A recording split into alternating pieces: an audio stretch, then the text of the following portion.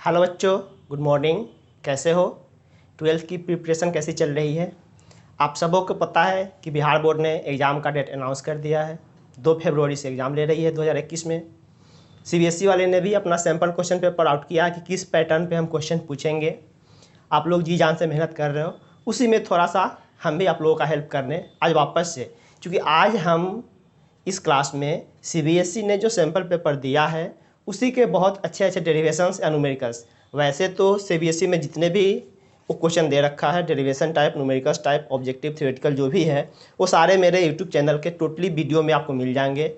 आप जाओ वीडियो के प्लेलिस्ट में, चैप्टर सर्च करो 1 2 3, मतलब टोटली चैप्टर वाइज प्लेलिस्ट बनाया हुआ है, वहाँ पे आपको सारे वीडियोज मिल जाएंगे। फिर भी इस सैम्पल पेपर में जितने भी एक्सप्रेशंस हैं, मेन जो एक्सप्रेशंस हैं, उसका लिंक हम इसी वीडियो में डाल देंगे, आप जा कर के देख लो। जो भी नए स्टूडेंट हो यहाँ से जुड़ो, क्योंकि इस प्लेटफॉर्म से, फ्यूचर जोन क्लासेस के इस प्लेटफॉर्म से 12th का टोटली प्रिपरेशन इस बार के लिए कराया जा रहा है। जितने भी नए स्टूडेंट हो यहाँ से जुड़ो, सबको बेनिफिट होने वाला है। और आज हम लोग उसी सैम्पल पेपर से कुछ गिने चुने डेरिवेशन और क्वेश्चंस लेके चल रहे हैं। जल्दी से करेंगे, बट एक चीज़ फिर से याद दिलाना चाह रहे हैं कि जितने भी CBSE based, Bihar board based expression, numericals, theory जो भी आते हैं, वो सारे इस चैनल पर, यूट्यूब के चैनल पर मिल जाएंगे आपको, फ्यूचर जोन क्लासेस। वहाँ से जाकर के आप totally cheese chapter by chapter पर लिस्ट बना हुआ है, डिफ़िकल्टी भी नहीं होंगी, आप देख सकते हो। चलो स्टार्ट करते हैं। इसमें सैम्पल पेपर में एक क्वेश्चन दिया हुआ है कि लॉ ऑफ रिफ्रैक्शन, मतलब स्नेल्स लॉ का प्रूफ करिए आप हाइजेंस वेव थ्योरी को यूज करते हुए।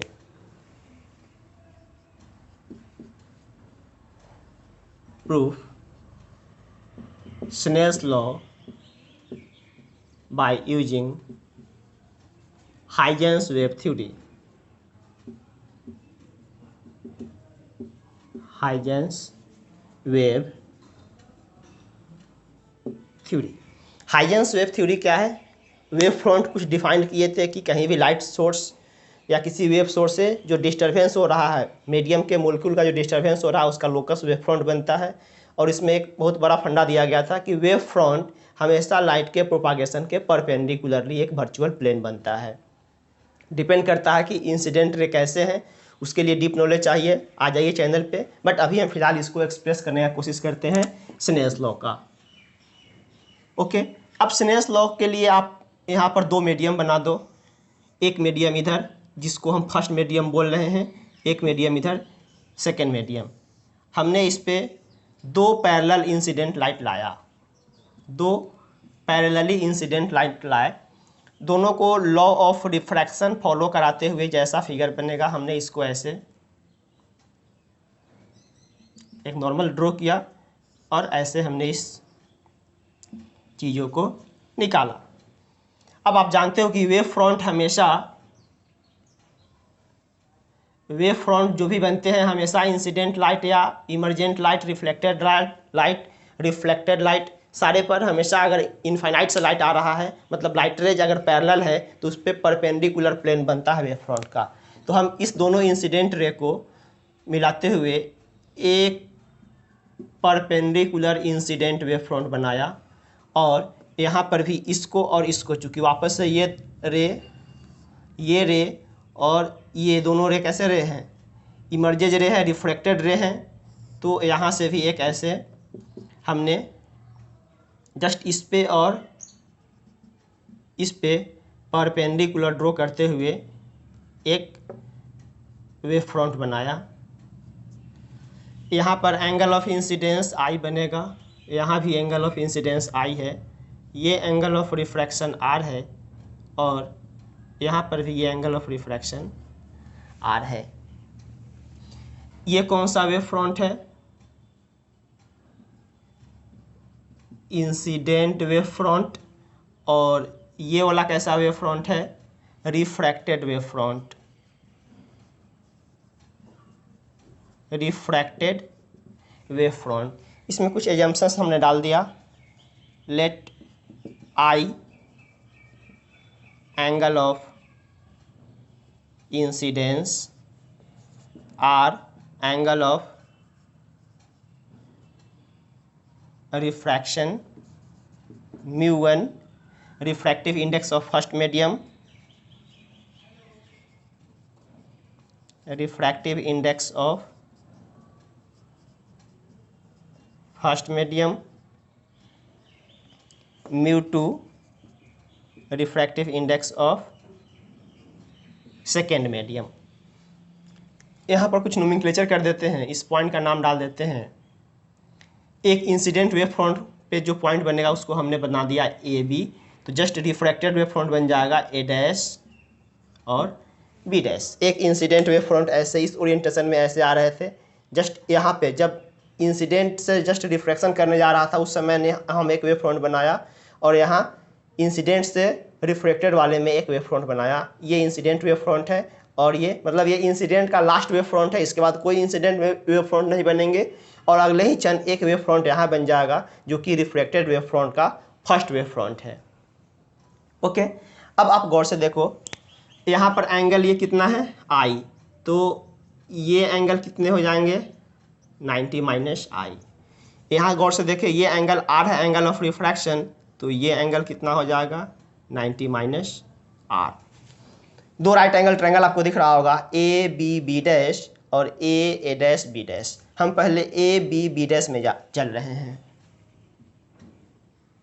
इन triangle A B B dash, A B B dash, इस ट्रायंगल में आप गौर से देखो क्या दिखाई देगा। ए बी बी डैश में यहाँ पर हमने एक एंगल बना रखा है, हमें इसमें और इसमें रिलेशन चाहिए, इस वाले में और सॉरी इस वाले में नहीं, बी बी डैश और ए बी डैश में रिलेशन चाहिए। तो बी बी डैश और ए बी डैश में रिलेशन निकालने के लिए क्या लगाना पड़ेगा, कॉस का ये एंगल डाल दो 90 माइनस आई। कॉस का क्या होता है, इस एंगल के लिए ये बेस है B B dash by hypotenuse A B dash. Cos 90 minus theta क्या हो जाएगा, sine theta is equal to B B dash by A B dash. यहाँ से बी बी डैश निकाल दो, A B dash sine i, equation number first. Similarly in triangle A dash B dash, in triangle A dash B dash, फिर यहाँ एक angle दिखाई दे रहा है 90 माइनस आर। 90 माइनस आर पर फिर से लगा दो आप कॉस, क्योंकि ये बेस और ये हाइपोटेनस। कॉस का 90 माइनस आई एक यहाँ एंगल दिखाई दे रहा है, सॉरी 90 माइनस आर, और इस 90 माइनस आर के लिए ये इसका बेस है A dash by hypotenuse A B dash. Cos 90 minus i क्या हो जाएगा, sine i is equal to A dash by A B dash. यहाँ से आप ए डैश निकाल दो, A B dash sine r, equation number second. अब आप गौर से देखो, फ्रॉम हाइजेंस वेव थ्योरी,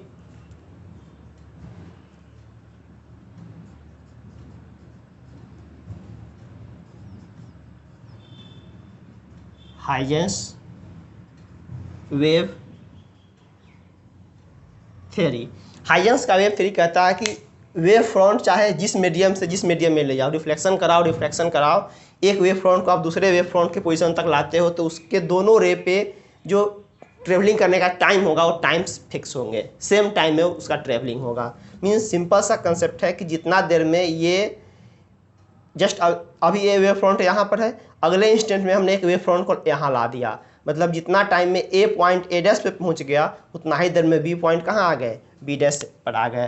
तो हाइजेंस वेव थ्योरी कह रहा है कि time from A to A dash, या फिर पहले बी वाले कर दीजिए, टाइम टू जितना देर में बी वाला पॉइंट बी डैश पे पहुंचा उतना देर में ए वाला पॉइंट ए डैश पे पहुंच गया,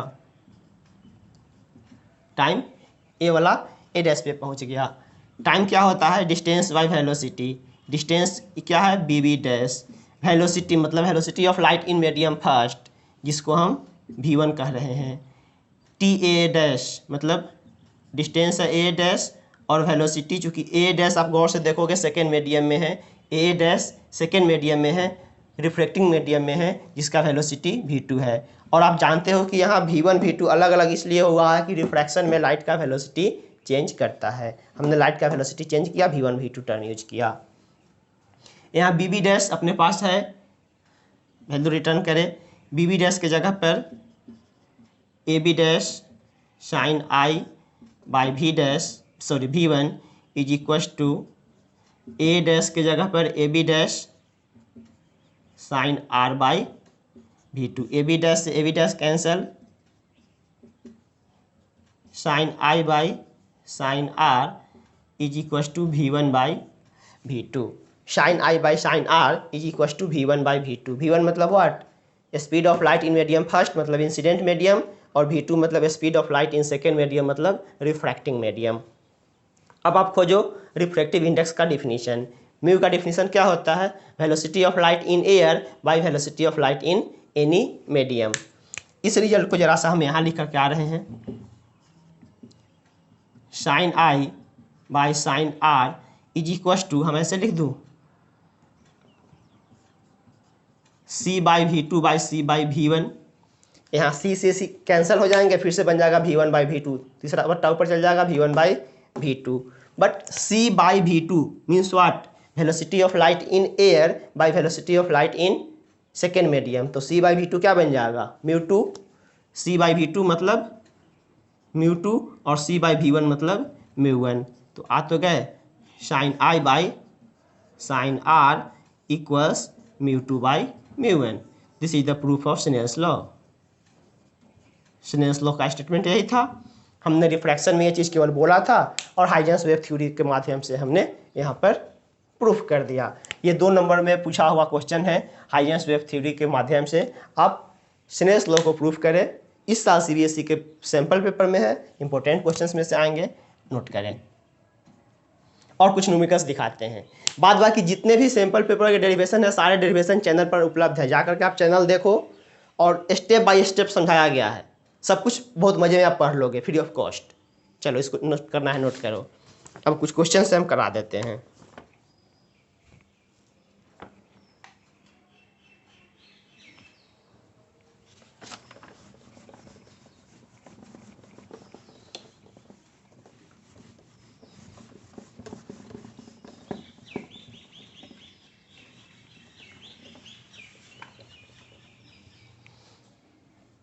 फिर एक क्वेश्चन है 2 नंबर में ही कह रहा है, इफ़, पूरा क्वेश्चन सुनेंगे। क्वेश्चन नंबर 24 है सैम्पल पेपर का, CBSE जो साइट पर अपलोड किया है।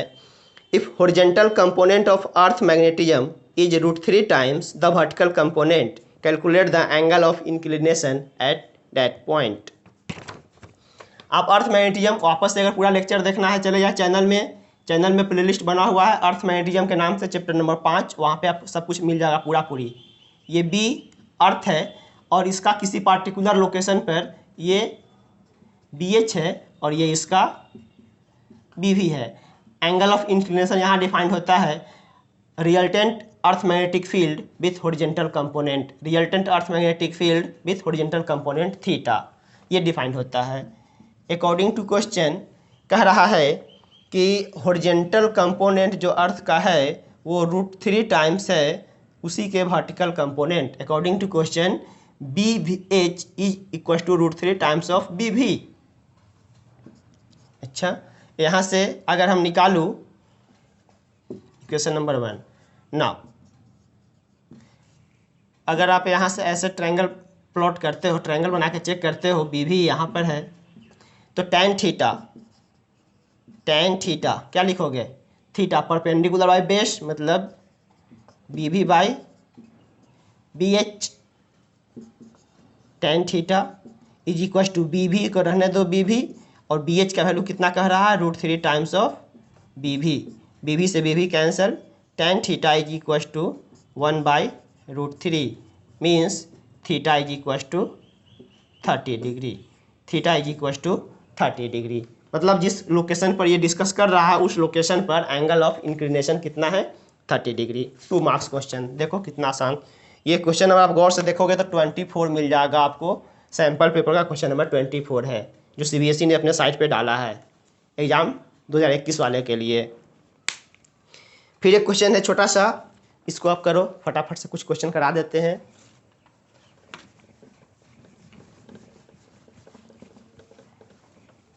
बहुत इजी सैंपल सेट दिया हुआ है।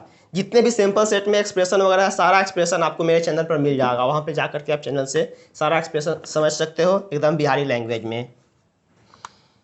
फिर कह रहा है a storage battery is of EMF 8 volt and internal resistance 0.5 ohm is being charged by 120 volt DC supply using 15.5 ohm resistor. Draw the circuit diagram and calculate the potential difference across the battery. यहाँ एक मेरे पास 8 volt का battery है जिसका internal resistance 0.5 ओम है। पहले इसका question number 1 है, सर्किट डायग्राम ड्रॉ करने के लिए मेरे पास एक 8 वोल्ट का बैटरी है, उसका EMF है और यहाँ पर इसका इंटरनल रेसिस्टेंस दे रखा है 0.5 ओम, मतलब हाफ ओम। इसको किसी एक्सटर्नल सोर्स से चार्ज किया जा रहा है। ध्यान देना, जब भी चार्ज करते हैं तो बैटरी के पॉजिटिव टर्मिनल से पॉजिटिव, मतलब जब बैटरी चार्जिंग का केस आता है तो इसमें करंट इन करता है। मेरा यही ना बैटरी है, बैटरी मेरा ये रहा। बैटरी के अंदर इंटरनल रेसिस्टेंस कितने का है? 0.5 का, और इसको हम बाहरी 120 वोल्ट सप्लाई से चार्ज कर रहे हैं। 120 वोल्ट का सप्लाई है और रास्ते में 15.5 ओम का एक रेसिस्टर लगा हुआ है। तो जब भी चार्जिंग कर रहे हैं तो कॉमन सेंस वाली बात है कि चार्जिंग के कंडीशन में हमेशा करंट, जिस बैटरी को चार्ज करते हैं उस बैटरी के एनोड से, ऐसे जैसे बैटरी आप याद करो जब हम क्लास ले रहे थे। अदरवाइज ज़्यादा डीपली देखना है चले जाओ प्लेलिस्ट में इलेक्ट्रिक करंट, वहाँ सारे वीडियोज आपको मिल जाएंगे कैसे कैसे हम लोग डिस्चार्जिंग चार्जिंग का केस डील करते थे, क्या है KCL KVL, सारा कुछ डिस्कस किया हुआ। बट अभी हम फिलहाल इस क्वेश्चन को डील कर रहे हैं। जब कोई बैटरी डिस्चार्ज होता है तो उससे करंट विड्रॉ होता है, ये डिस्चार्जिंग का केस है। और जब बैटरी को चार्ज करते हैं तो उसमें करंट एंट्री करता है, चार्ज हो रहा है। तो यहाँ पर ये बैटरी किस कंडीशन में है? चार्जिंग केस में है, बैटरी का चार्जिंग हो रहा है। तो चार्जिंग हो रहा है मतलब बैटरी में करंट घुसेंगे किसी बाहरी एक्सटर्नल सोर्स 120 वोल्ट वाले बैटरी से। ये सोर्स है अपना, ये सोर्स पोटेंशियल है 120 वोल्ट का, 15.5 ओम। करंट ऐसे फ्लो करेगा, डेफिनेटली करंट ऐसे फ्लो करेंगे। ठीक, अब इसमें क्या करो आप, एक बार KCL लगा करके करंट खोजो। अप्लाई KCL,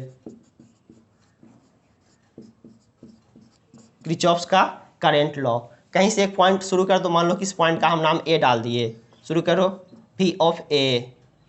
अब यहाँ पर हम एलॉन्ग दी करंट मूव कर रहे हैं। एलॉन्ग दी करंट अगर मूवमेंट करूँ तो यहाँ पर 8 वोल्ट का बैटरी लगा हुआ है। हम एनोड वाले टर्मिनल से कैथोड वाले टर्मिनल में आ रहे हैं -8। यहाँ पर हाफ ओम का एक रेसिस्टर लगा हुआ है, तो पोटेंशियल डिफरेंस कितना का होगा? I × R। Along the current negative में, और यहाँ पर एलॉन्ग दी करंट के कारण निगेटिव नहीं लिखे हैं, यहाँ 8 लिखे हैं, चूँकि यहाँ हम एनोड से कैथोड चल रहे हैं। बैटरी में एनोड से कैथोड पर निगेटिव लिखाता है। फिर आप यहाँ आ जाओ, रास्ते में एक बैटरी रेसिस्टर मिला 15.5 का, फिर -I × R। फिर यहाँ पर आ जाओ, कैथोड से एनोड में चल रहे हैं, +120 इज इक्वल टू, वापस से हम पहुँच गए V@A -8 -I × R का वैल्यू कितना है? 0.5 माइनस I × R का वैल्यू कितना है? 15.5 + 120 इज इक्वल टू 0। इस पूरे को उधर कर दो, कितना हो जाएगा? 120 - 8 इज इक्वल टू 15.5I और 0.5I 16I। यहाँ से आप आगे आ जाओ तो 16I is equal to 112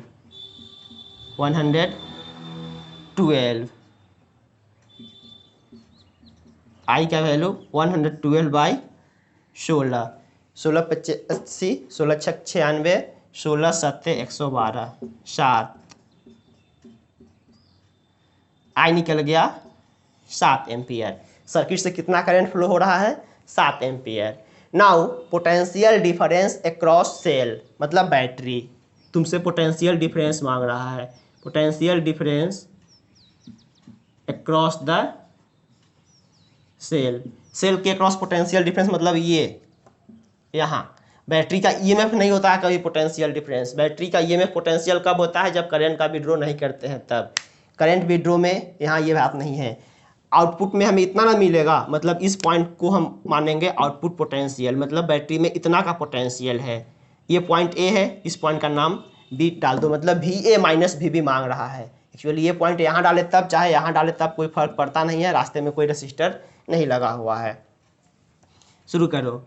V@A -8 minus I into R is equals to VB। ये क्या लगा रहे हैं, सॉरी यहाँ KVL लगा हुआ, Kirchhoff's voltage law.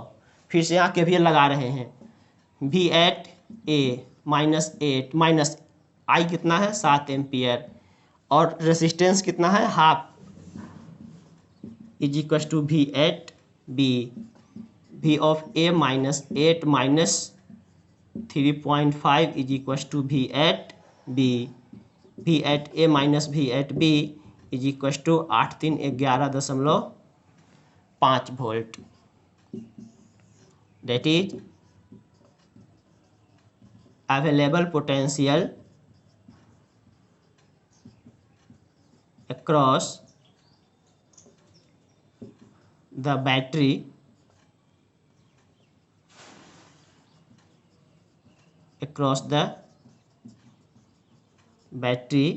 is 11.5 volt. This is your answer. बहुत आसान क्वेश्चन है, देख पा रहे हो ना। क्वेश्चन क्या कहा कि मेरे पास एक 8 वोल्ट का बैटरी है जिसका इंटरनल रेसिस्टेंस 0.5 ओम है। इसको हम चार्ज कर रहे हैं 120 वोल्ट के एडिशनल DC सप्लाई से, जो कि मेरा सोर्स पोटेंशियल कहलाएगा। रास्ते में 15.5 ओम का रेसिस्टर लगा के हम डिस्कस कर रहे हैं, क्वेश्चन ही दिया हुआ है। देन यहाँ से हमने KVL लगाया और KVL लगा के कितना करंट विड्रॉ हो रहा है सर्किट से 7 एम्पियर, मतलब इस बैटरी में 7 एम्पियर करंट घुस रहा है। वापस से बैटरी के बीच पोटेंशियल डिफरेंस मांग रहा है। अगर EMF मांगता तो कितना डाल देते 8 वोल्ट, बट पोटेंशियल डिफरेंस मांग रहा है। पोटेंशियल डिफरेंस मांग रहा है बैटरी के अक्रॉस दिस। अब इसको लेकर के आप यहाँ पर सॉल्व कर दो। तो this VA -8 minus I into R is equal to VB। VA minus VB में हमने कर दिया 11.5 वोल्ट। तो ऐसे ही, चूँकि एक वीडियो में तो सारे क्लासेस को नहीं किया जा सकता है, आप चैनल से जुड़ो, ज़्यादा से ज़्यादा लोगों तक शेयर करो। क्योंकि 12th एग्जाम है, सब बच्चे परेशान हैं, ऑनलाइन पढ़ा है, ज़्यादा बच्चे ऑफलाइन नहीं पढ़ पाए हैं। तो यहाँ से आपको हर एक चीज़ का सोल्यूशन मिलेगा। अगर वीडियो अच्छा लगे लोगों तक शेयर करो ताकि अधिक से अधिक लोगों को फ़ायदा हो सके, ठीक है। और आने वाले समय में टिल एग्जाम, बिहार बोर्ड हो या CBSE हो, हर एक टाइप सिंपल पेपर हो, कहीं से कोई रिक्वायरमेंट हो, कहीं से कुछ भी ज़रूरत पड़े, हमें कमेंट बॉक्स में कमेंट करो, चीज़ें क्विकली आपको अवेलेबल कराई जाएंगी। Okay, bye.